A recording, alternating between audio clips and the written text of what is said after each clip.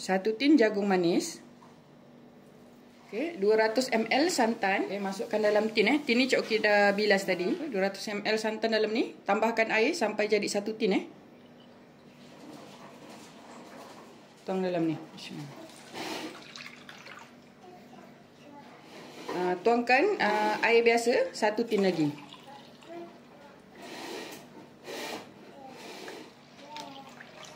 Okay, setengah tin gula pasir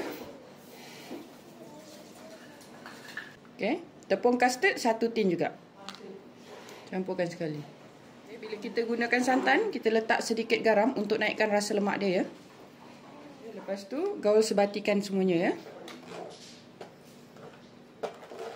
Okay, bila dah sebati macam ni, tak ada ketul-ketul tepung lagi, baru kita naikkan atas api Okay, sekarang Cik Oki dah naikkan atas api Gaul sampai adunan ni menjadi pekat dan likat Okay, adunan dah semakin pekat. Panas-panas macam ni, kita kena terus masuk dalam acuan untuk dapatkan permukaan yang licin Okay, keluarkan daripada acuan. Okay, nak keluarkan tu sangat mudah